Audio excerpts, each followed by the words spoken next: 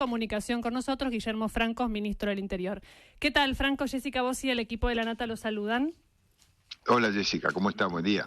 Bien, muy bien. Primero le quiero preguntar algo personal, que es, ¿qué le pareció ayer el debate de la comisión? Cuando estaban a los gritos, usted en un momento se va, no sé si se va a almorzar efectivamente o qué es lo que pasa, y Santoro a la distancia denunciaba cosas. ¿Qué le pareció lo humano de ese momento de estar explicando un proyecto de ley y viendo estos comportamientos en la Cámara de Diputados? Bueno, los tomo como temas naturales de la política, donde cada diputado quiere expresar en su momento o en los minutos que tiene para expresarse sus posiciones, y a veces lo hace de una manera altisonante.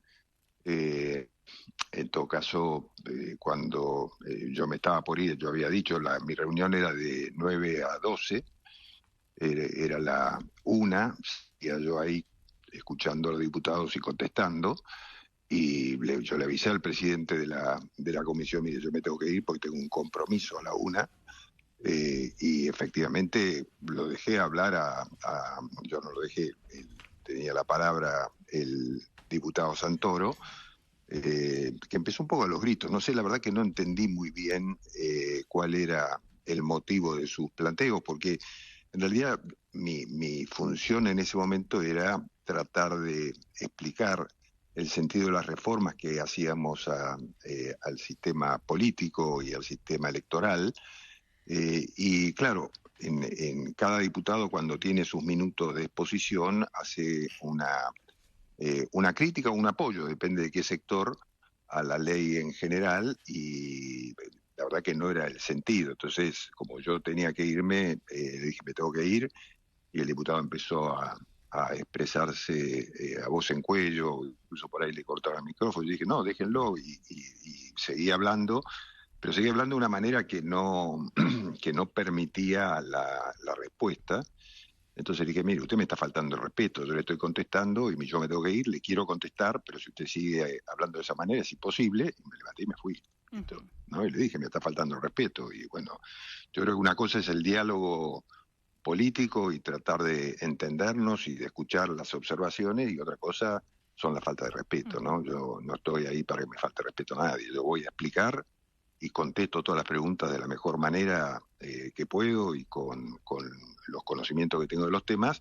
Admito que pueda haber desacuerdos, lo que no admito es la falta de respeto, ¿no? Entonces, en ese momento yo dije: bueno, me voy, me tengo que ir, y me fui, nada más. Y lo tomo así, no lo tomo como una cuestión que se ha hecho bastante hábito en la política, a veces, de no escucharse, y nada más que eso. Para mí pasó, y yo di todas las explicaciones que creía que tenía que dar en esa comisión, ¿no? Está bien. ¿Qué cree que queda en pie de la reforma política y electoral, que es muy ambiciosa? Está por un lado la boleta única, que tiene dictamen en el Senado de la Nación, pero en el proyecto de ley está eliminar las PASO, los topes de financiamiento, sobre todo el financiamiento privado, la elección del diputado por circunscripción uninominal y actualizar la cantidad de diputados por provincia, que esto beneficia a la provincia de Buenos Aires porque le daría mayor cantidad. De todo esto que cambia radicalmente el sistema electoral, ¿qué queda en pie? Bueno, no lo sé, dependerá mucho del debate que hagan los diputados. Nosotros vamos, informamos el sentido de las propuestas de reforma, pero después son los legisladores los que tienen que discutir y aprobar, y depende mucho de las mayorías que cada sector tenga en la Cámara de Diputados y obviamente después en el Senado de la Nación. Ustedes saben que las reformas electorales requieren una mayoría especial para su aprobación, y yo creo que nosotros tenemos en varios de los aspectos holgados esa mayoría, y en algunos de los otros aspectos por ahí no está discutida la mayoría. Veremos qué pasa, pero la reforma abarca varios puntos. Yo creo que lo que tiene que ver con las primarias abiertas es algo que no ha tenido utilidad en el sentido que fue propuesto en su origen, en el sentido de que no ha habido, desde que está en vigencia la ley, casos en que las primarias abiertas fueran utilizadas seriamente. Solamente hubo, yo diría, 2 casos. El último fue donde se demostró una una primaria abierta competitiva. Fue en la última elección el caso de la interna de Cambiemos, donde competían 2 candidatos y ahí se definió un candidato para la presidencia. Pero después no ha habido otros ejemplos de primarias abiertas competitivas, y lo que nosotros planteamos ahí, miren, estamos sometiendo al electorado a votar montones de veces en cada año electoral. En algunos casos, en particular este año último, se votó en algunas provincias 6 veces, se convocó al electorado a votar distintos temas entre los nacionales, municipales y provinciales, y nos parece un despropósito. Ese no es el sentido que tiene el acto electoral, ¿no? Entonces, encima de que hay un cuestionamiento del pueblo a la política, los estamos sometiendo a un esfuerzo permanente de elegir y de ir a actos electorales que podrían simplificarse. Entonces nosotros propusimos ahí que estas primarias abiertas, que no habían sido útiles y que además generan un costo muy grande al Estado, carecía de sentido. Y yo en eso creo que va a haber un acuerdo para eliminarlas. Después está el tema que ustedes señalan de la votación por distrito único, que es el famoso tema de la boleta sábanas, o de circunscripción uninominal, donde se elige un candidato por circunscripción en cada distrito electoral, dividiendo los distritos electorales en distintas circunscripciones, tanto en función de la cantidad de diputados que haya en ese distrito.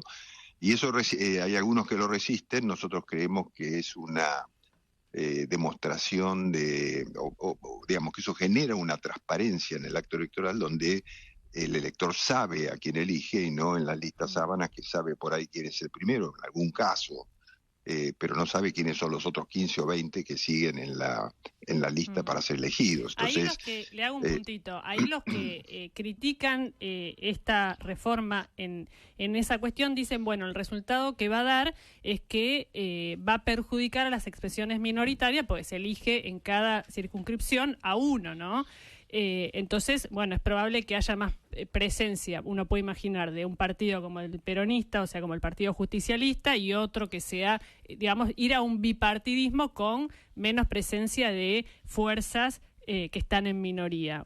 ¿Es un ideal que buscan, que sea una especie de sistema americano, republicanos, demócratas y listo? Jessica, a tal punto ha sido objetiva nuestra presentación, que hasta podría decirse que perjudica nuestro espacio político, que somos una minoría, ¿no? Entonces, pero lo hemos hecho objetivamente, lo hemos hecho seriamente, para que los representantes y representados tengan una relación más directa.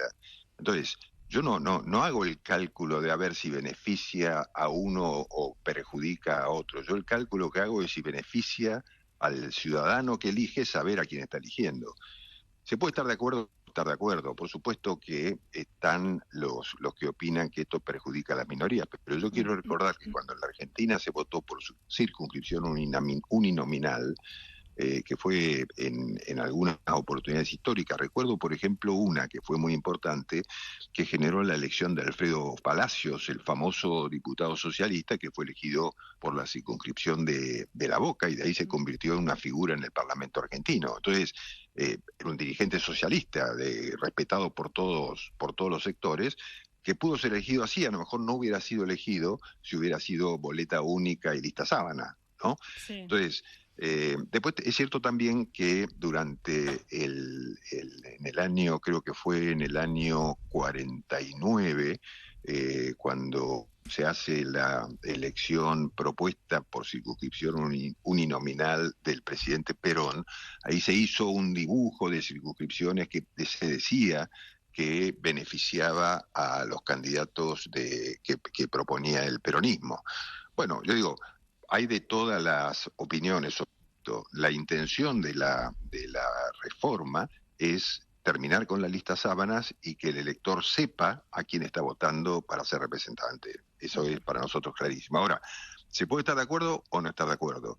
También nos cuestionaban el tema del famoso cupo de género, la igualdad de género, sí, ¿no? Y yo decía, bueno, pero ¿por qué tiene que pensarse que el representante de una circunscripción va a ser un hombre? Puede ser una mujer. Lo que decía ahí es que candidato titular y suplente tienen que ser de distinto género. pero entonces sería, de entrada estaríamos desconfiando en que que una mujer tenga la posibilidad de encabezar una lista de circunscripción, y depende de lo que opine el electorado, ¿no? Es decir, si una mujer es la mejor candidata para una circunscripción, seguramente la gente lo va a votar y va a poder ser la candidata de su partido. Entonces, digo, me parece que hay una serie de prejuicios con estos temas que lo que han generado históricamente es que confirmemos el sistema de listas sábanas, por lo cual nunca el elector sabe a quién está eligiendo. Ese es el sentido de la propuesta de esta reforma por circunscripción uninominal. Y el otro tema también controvertido, y yo entiendo que ahí hay un motivo para entender las objeciones a la reforma, es que conforme a la Constitución Nacional hay un sistema para distribuir la cantidad de diputados por cada uno de los distritos provinciales, ¿no? Y esa norma constitucional establecía un número de diputados que después se actualizaba por el censo que se hacía en función de un representante por cada tantos habitantes. Esa cantidad de representantes por provincia después se estableció por dos leyes de distintos gobiernos militares. Uno fue el del periodo que culminó en el 73 y por el que se convocaron las elecciones del 73, que fue el gobierno militar que encabezó al principio el general Onganía y después el general Lanusse, y el segundo fue el proceso de reorganización nacional. Todos esos leyes electorales generados en los gobiernos militares, lo que hicieron fue establecer un piso mínimo por provincia. Entonces, en el caso particular que fue el que se planteó ayer, fue el de Tierra del Fuego, que en función de los habitantes que tenía, en este caso, si uno tomara el objetivo era no agrandar la Cámara de Diputados, porque eso también es un cuestionamiento de la gente. Imagínese, Jessica, que si nosotros decimos aumentamos el Congreso a 350 diputados, como sería el mandato histórico de la Constitución y de los censos, etcétera, la gente pondría en el grito en el cielo con toda razón, porque hay un cuestionamiento global en el país al sistema político. Entonces nosotros dijimos no, mantenemos el total de los diputados que hay actualmente y distribuimos en función de la cantidad de habitantes. Eso, claro, genera el problema de algunos distritos que perderían diputados nacionales por la población que tiene, porque esto también tiene mucho que ver con este sistema macrocefálico que tiene la organización territorial poblacional de la Argentina, que hace que la provincia de Buenos Aires entonces tenga, por los habitantes que tiene, tenga una representación demasiado grande en la Cámara. Ok, entonces yo eso lo entiendo y lo planteé. Yo entiendo que este sistema, que es el que marca la Constitución, en función de cómo está distribuida la población en la Argentina, por ahí termina haciendo que casualmente la provincia de Tierra del Fuego, Antártidas, Malvinas, Islas del Atlántico Sur, que si uno lo analiza territorialmente, es el territorio más grande del país, tenga solamente un diputado. También eso no pareciera no tener lógica, pero el diputado es el representante del pueblo, los senadores son los representantes de los distritos. Pero entiendo que en esto puede haber diferencias de opinión y que es un tema que podrá discutirse en el Congreso, ¿no? ¿Qué tal, ministro? Manuel Jove lo saluda. A ver, ¿qué tal? Ayer hubo de su parte primero, de Patricia Bullrich después, muchos gestos en este sentido, en términos de las posibles negociaciones, algunas muy concretas, como en el caso de la ministra de Seguridad, que definió eliminar directamente un artículo que generaba polémica, esto de las reuniones de más de 3 personas, etcétera. Usted planteó lo mismo respecto a la reforma política, que si traba el avance de la ley, se queda fuera de la discusión, o por lo menos una parte, etcétera, etcétera. Digo, ¿por qué le consulto esto? ¿Cuáles son los puntos para nada negociables de esta ley ómnibus que llamamos nosotros, o ley de bases, punto de partida, etcétera, etcétera? Digo, ¿qué es lo que no se negocia para nada y donde no puede haber ningún tipo de espacio para ceder de parte del oficialismo, de ustedes, pero desde el bloque, en definitiva?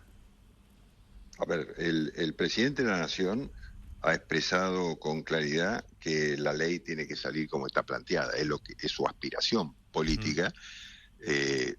Por supuesto que cuando uno entra a discutir con el Parlamento los aspectos de la ley, obviamente hay temas que los legisladores por ahí no aceptan que se sancione de la manera que está planteada por el Ejecutivo.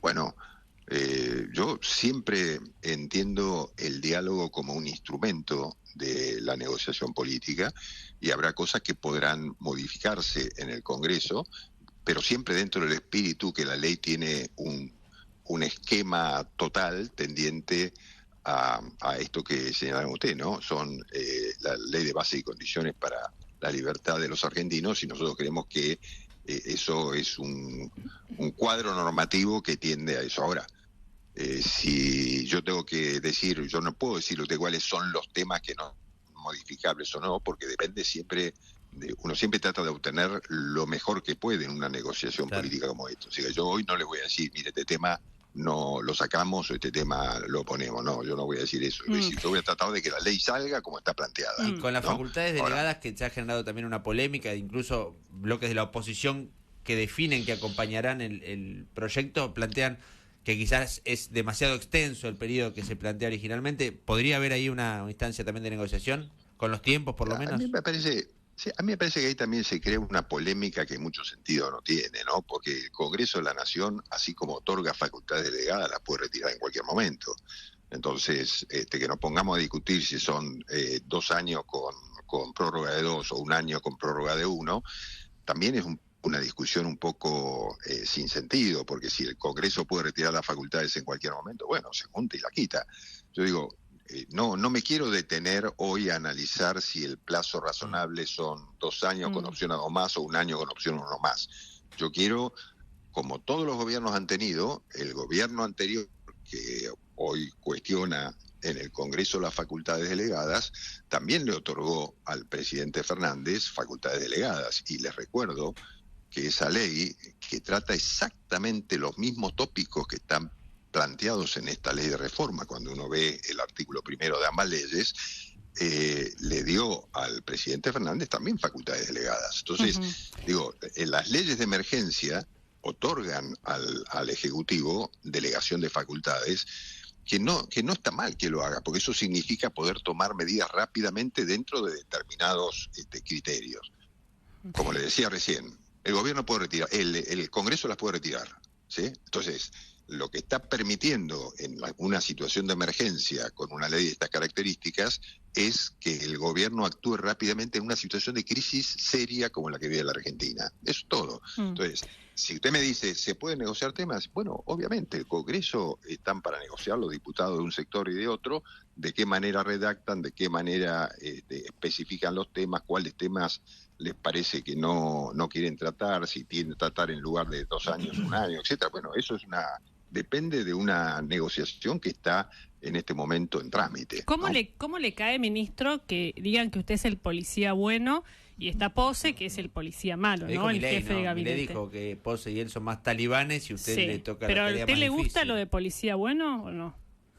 No, yo no creo que haya policía bueno o policía malo, no, yo no creo en eso. Yo creo que hay un gobierno que trabaja en conjunto, que tiene posiciones en conjunto y que en algún caso, tal vez en mi caso particular, por ser quien tiene a su cargo el Ministerio de Interior, que se dice que es el Ministerio Político, aunque yo creo que son todos ministerios políticos, me toca a mí la